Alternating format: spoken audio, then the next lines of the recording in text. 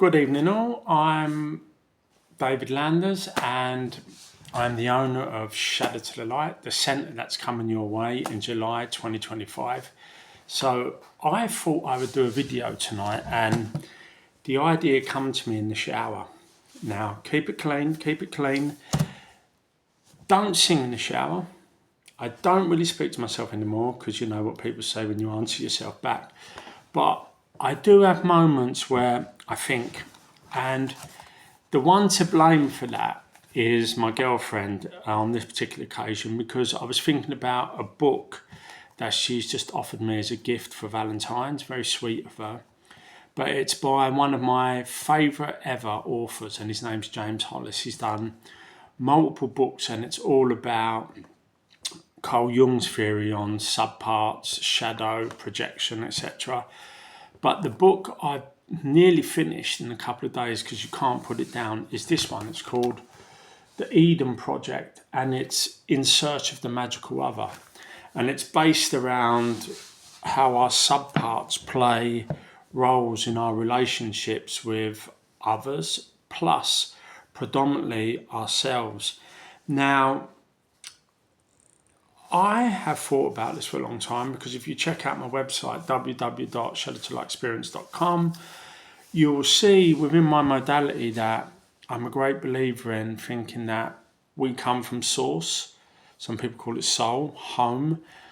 We go through this journey in life, whether it be with personalities, characters, but I define the travelling through life through parts that I call the stable outcast, stable supervisor, stable troubleshooter, unstable outcast, unstable troubleshooter, supervisor, unstable troubleshooter. And it is all around, we experience trauma no matter what. And the core trauma, the premier trauma that James Hollis believes, and I've been thinking it for a while, is we get separated at birth, meaning we come from another and we become separated, which causes a trauma. It would have to.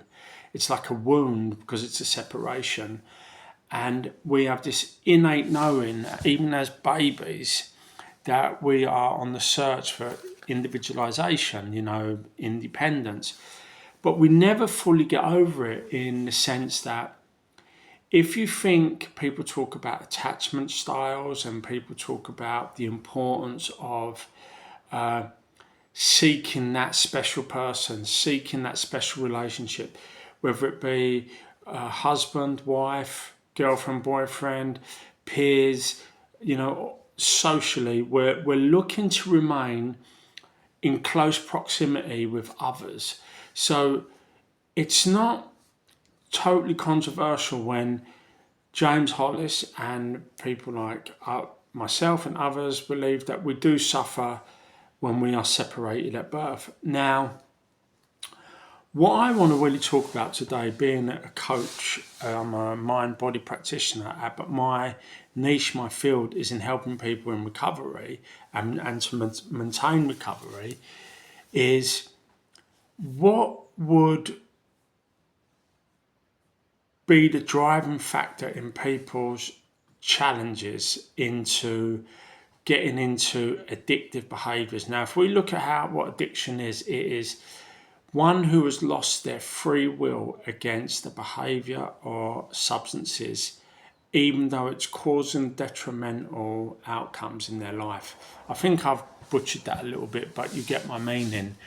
And what we have discovered is it's one of the very few things where it can almost neutralise nearly everything that we deem painful in our life. So it can regulate, I'm talking about our choice of addictions here, or behaviours, where in the moment at the beginning, whatever we deem that we are suffering from, whatever we feel we are suffering from, we feel that we have an answer to it, meaning we feel we have the solution until it's not the solution.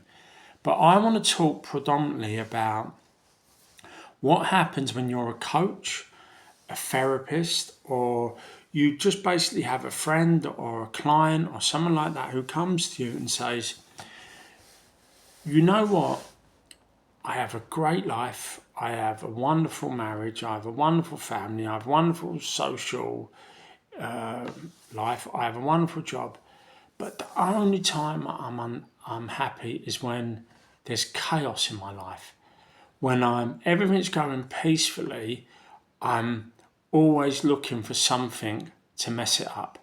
Now, it's too easy just to say, oh, well, you're looking for familiarity. And that's true to a degree. So I'm going to try and give 3 examples here of what could be going on.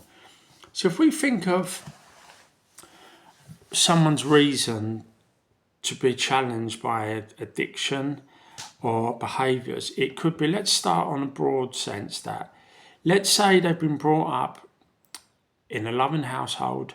Let's say they were in utero, in harmony, in a calm space. Let's say their development was what we would call the 101 of how you nurture a child, how you allow a pregnant woman to nurture her baby, and then thereafter there's what you'd call the classic nuclear family upbringing, which is through love and attachment. But then something was to happen that was to blow that apart. Let's say a death of a parent, let's say a traumatic event, going to war, a young man going to war. And they're leaning into addiction to try and make that bearable. As coaches and therapists, although it's complex, you have the ability to track it back and go, okay, we can kind of pretty much with certainty say this could be going on. Not always, but you could pretty much say that. Then the second example would be, which would be again kind of 101, that a child comes into this world, both parents are totally dysfunctional, the household's dysfunctional, the child doesn't have their needs met, their attachment styles are all over the place. You could then understand if 10, 15, 20 years later, that person comes to you, says, I'm acting out these reckless choices because, I don't feel happy because of this.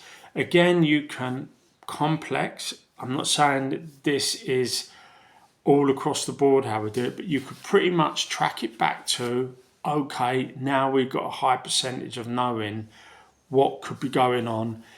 In both of them cases I've just given you, both of them examples, we can build a program, we can build a structure, we can then monitor, and we can then continue holistic or medical treatment. And why I'm on that, as a disclaimer, if you are physically dependent or you're in a real problematic place with your choices and addictions, please seek out the right medical interventions, or if you need, to go into drying out clinics and stuff like that, please do so.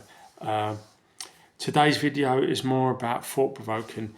But the third example I'd like to give you, and it was coming around with this book, keeping with the notion that we're trying to return to what we know. We're trying to return to source, home. We're trying to return to what would make us feel homeostasis on a frequency.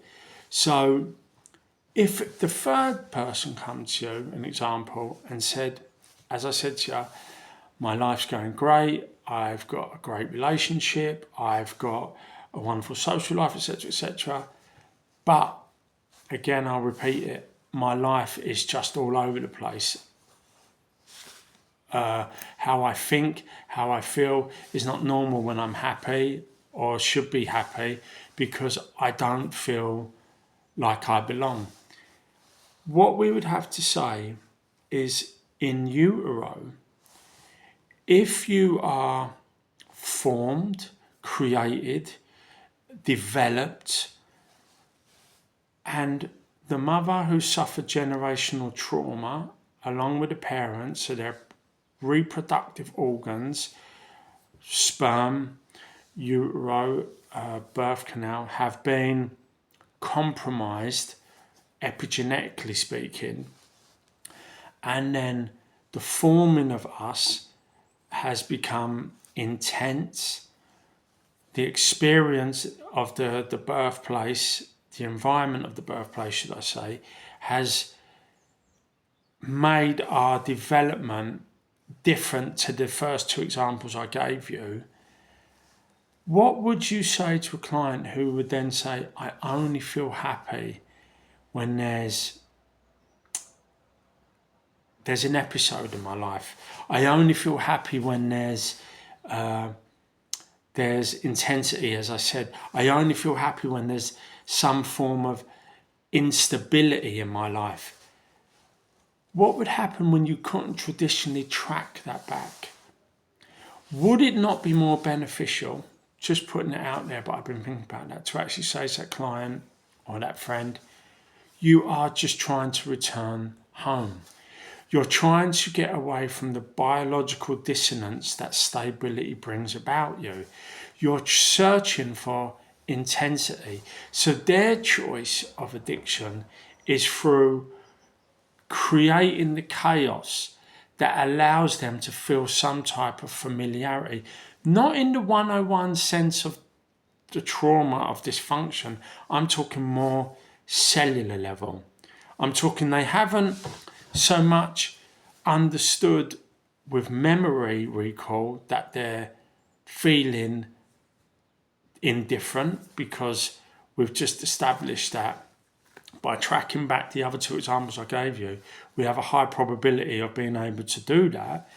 But when it's you are what you feel, you generally are built and feel that way. And the only misalignment of that is the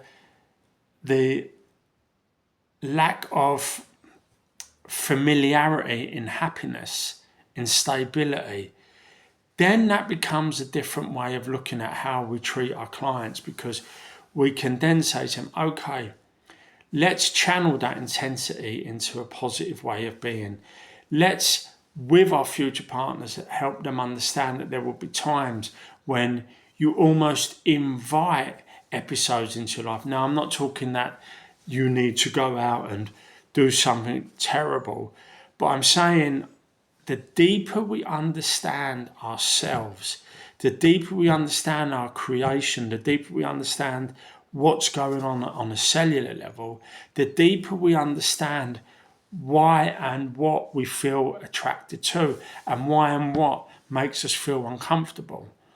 So when we are searching for another, when we are searching for that place where we come from, whether it be that relationship, oh, you complete me, you fulfill me, you make me feel whole, you're my North Star, you're my light, where would I be without you?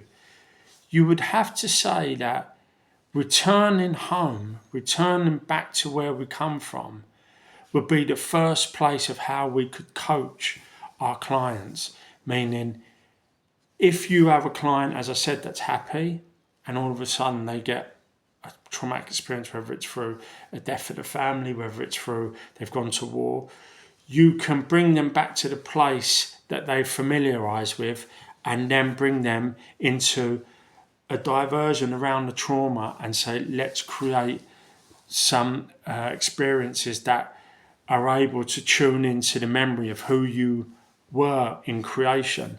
The same with the second example. We can understand that with the dysfunction that you was brought up in, you can re-strategize your client into that isn't how life has to be.